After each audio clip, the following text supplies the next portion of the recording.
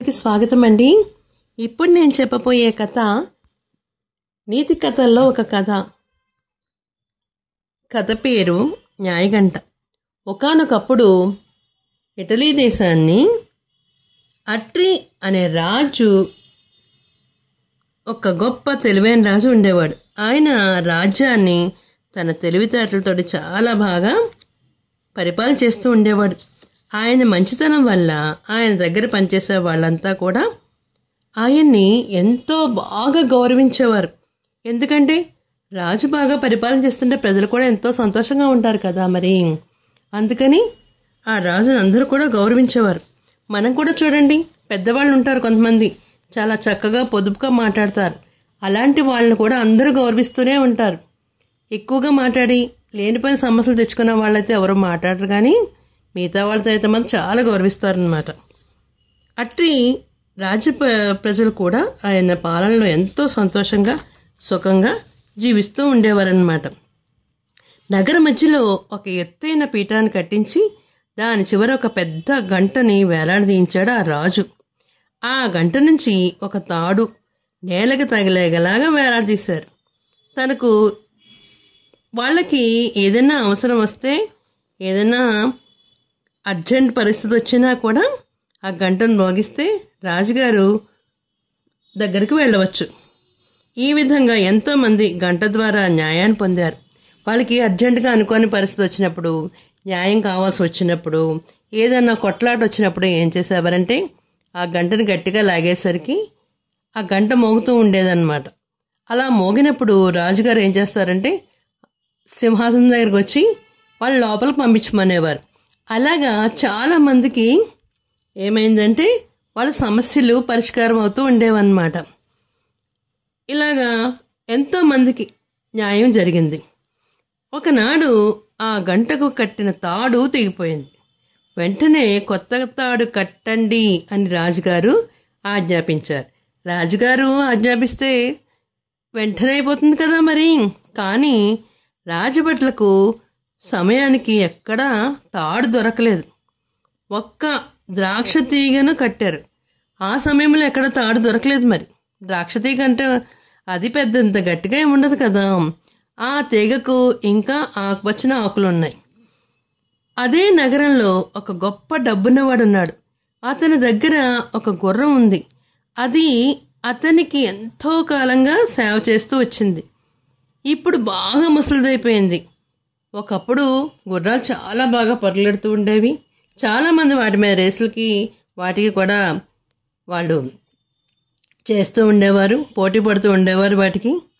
అలాగైంది ఆ గుర్రము. కొన్ని రోజులు అయ్యేసరికి ఎవరైనా ముసలి వాళ్ళం అవుతాం కదా, మనం కూడా ముసలి వాళ్ళం అయిపోతాం రోజులు పెరిగే కొద్దీ. దాంతో యజమానికి అదంటే అసహ్యం కలిగింది. వేద గుర్రం ముసలిదైపోయింది, దీన్ని ఎందుకు తీసి పడితే పోలదా అనుకున్నాడు. దాన్ని ఎప్పుడు కొడుతూనే ఉండేవాడు. నువ్వు ముసలిదానం అయ్యావు, నీకు తిండి పెట్టడం దండగా అని దాన్ని ఇంట్లోంచి బయటికి తరిమేస్తాడు. అది చాలా విచారంగా బయటపడి నెమ్మదిగా ఈడ్చుకుంటూ వెళ్ళి న్యాయగంట దగ్గరకు వచ్చింది. గుర్రం అనుకుంటుంది, చూసారా నేను చేసినప్పుడు అలా పని చేయించుకున్నాడు, ఇప్పుడు నేను ముసలిదాన్ని అయిపోయా కదా, నన్ను వదిలిపడేస్తాడా వీడు అని అనుకుంది. ఆ గంట కట్టిన ద్రాక్ష తీగను ఉన్న ఆకుల్ని ఆకలిగా ఉండడం వల్ల అది తినేసింది. దాంతో ఆ గంట మ్రోగింది. అది విని రాజుగారు ఆ గంట మ్రోగించరు వారిని వెంటనే లోపలికి ప్రవేశపెట్టండి అని భట్లకు పంపించాడు. వాళ్ళు వెళ్ళి చూస్తే అక్కడ ఒక గుర్రం ఉంది. ఈ గుర్రం ఎవరిది అని అక్కడ మోగిన జనాలను ప్రశ్నించారు భట్లు. అంతా మాకేం తెలీదు అన్నారు. కానీ అందులో ఒకరికి ఆ గుర్రం యజమాని జాకీ అని తెలుసు. నేను మీకు ఈ గుర్రం యజమాని చూపిస్తాను అన్నాడు అతను.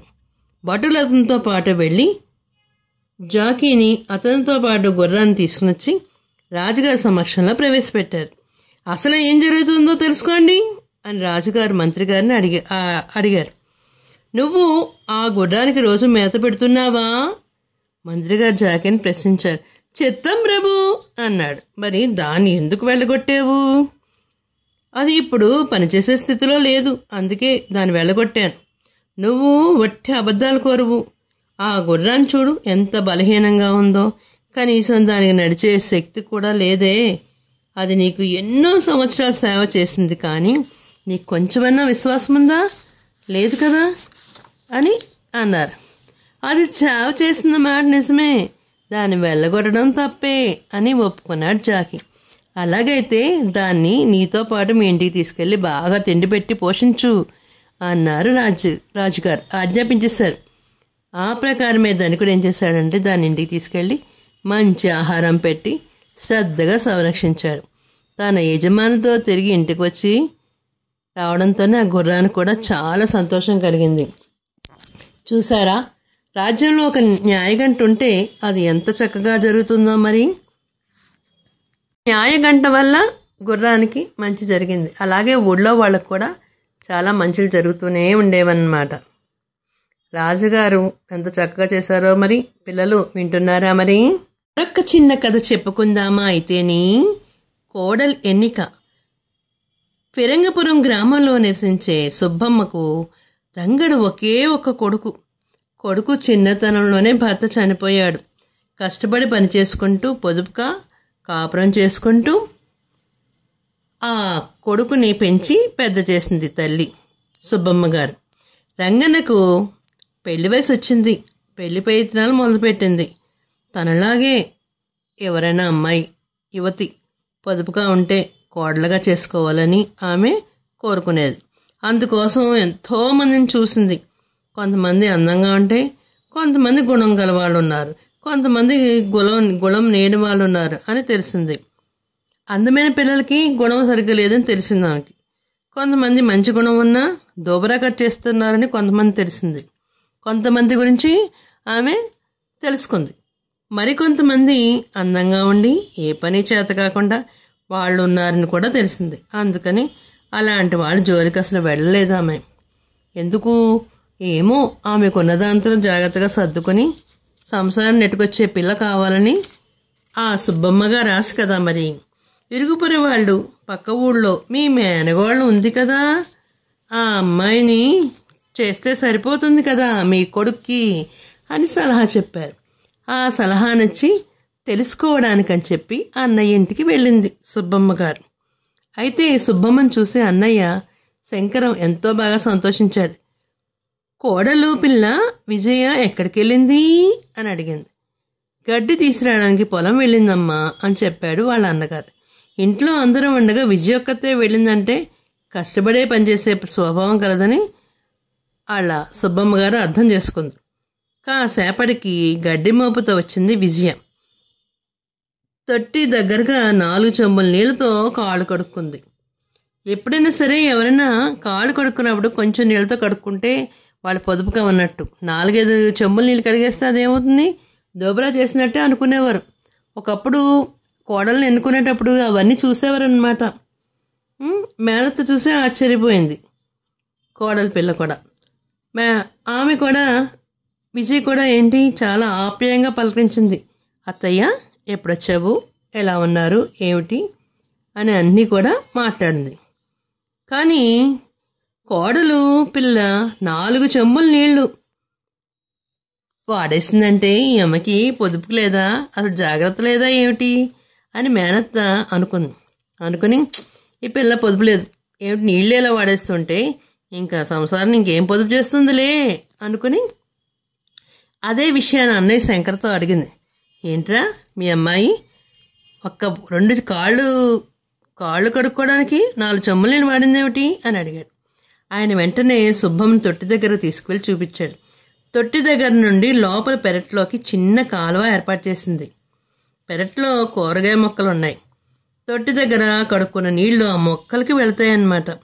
అది చూసి, చెల్లెమ్మ కడుక్కున్న నీళ్లు వృధాగా పోనివ్వకుండా నా కూతురు విజయ చక్కగా కాయగూరల మొక్కలు పెంచుతూ వాటికి నీళ్లు వెళ్ళడానికి దారి కూడా ఏర్పాటు చేసింది అన్నాడు. విజయ పొదుపుకి తెలివితేటలకి సంతోషించిన సుబ్బమ్మ ఏం చేసిందంటే తన కొడుకుతోటి వివాహం జరిపించాలని తన కోడల్ని ఎన్నుకుందన్నమాట. చూసారా మరి, పెద్దవాళ్ళు ఒకప్పుడు కోడల్ని ఎన్నుకోవడానికి కూడా ఎన్నో రకాలుగా వాళ్ళు ప్రశ్నించుకుంటూ కోడల్ని ఎన్నుకుంటూ ఉండేవారు. వాళ్ళకు వచ్చిన డౌట్ ఏమైనా ఉంటే వెంటనే క్లారిఫై చేసేసుకునేవారు వాళ్ళు కూడా. ఒక కథ చెప్పుకుందామా అయితేని? అంతా దేవుడి దయ. చైనాలో ఒక కుగ్రామంలో ఒక రైతు తన భార్య కొడుకుతో జీవిస్తూ ఉండేవాడు. ఆ రైతు ఎంతో కష్టపడి పనిచేసేవాడు. అతడు రోజు చెమట వచ్చి పనిచేసి డబ్బులు కూడబెట్టి వ్యవసాయ పనుల్లో సహాయం కోసం ఒక గుర్రాన్ని కొన్నాడు. ఊళ్ళో వారంతా నీకెందుకురా అదృష్టవంతుడివి, నీవెంతో అదృష్టవంతుడివి, మంచి గుర్రాన్ని కొనుక్కున్నావు అని అభినందించారు. అది ఆడగుర్రం. దానికి అతడు అంతా దేవుడిదయ్యా అని ముక్తసరిగా సమాధానం చెప్పేవాడు. ఒక రోజున గుర్రము కట్లు తెంచుకుని పారిపోయింది. ఊళ్ళు వాళ్ళంతా అన్నారు, అయ్యో పాపం, కష్టపడి సంపాదించిన డబ్బుతో కొనుక్కున్న గుర్రం పారిపోయిందే అంటూ సానుభూతి తెలిపారు. అంతా దేవుడిదయ్యా, ఎలాగుంటే అలా జరుగుతుంది అని జవాబు చెప్పాడు రైతు. కొంచెం కాలానికి గుర్రము మరో గుర్రంతో తిరిగి వచ్చింది.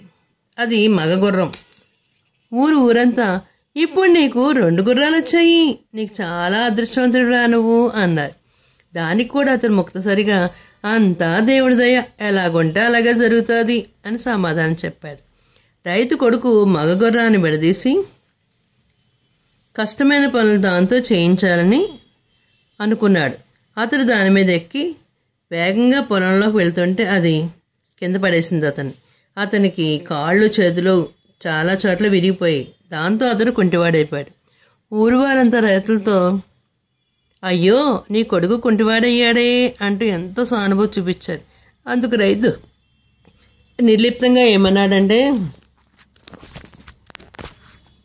దేవుడిదే, ఎలాగుంటే అలాగ అవుతుంది అని సమాధానం చెప్పాడు. కొంచెం కాలం తర్వాత సైనికులు వచ్చి ఊరిలోనే యువకులందరినీ కూడా యుద్ధంలో పోరాడడానికి తీసుకుపోయారు. రైతు కొడుకు కుంటివాడు కావడంతో అతన్ని వదిలేశారు. నువ్వెక్కడికి వస్తావురా, ఏం యుద్ధం చేస్తావు, నువ్వు ఏం చేయలేవని చెప్పి వదిలిపడేశారు. ఊరి వారంతా నువ్వు చాలా అదృష్టవంతుడివి, నీ కొడుకు సైనికులను తీసుకెళ్ళలేదు అని అందరూ అభినందించారు. దానికి కూడా రైతు దేవుడి దయ, ఎలా ఉంటే అలా జరుగుతుంది అని జవాబిచ్చాడు. తన పనుల తను మునిగిపోయాడనమాట. తెలుగువారి దీపకాంతికి లైక్ చేసి, షేర్ చేసి, సబ్స్క్రైబ్ చేసి, కామెంట్ రూపంలో పెట్టండి మరి.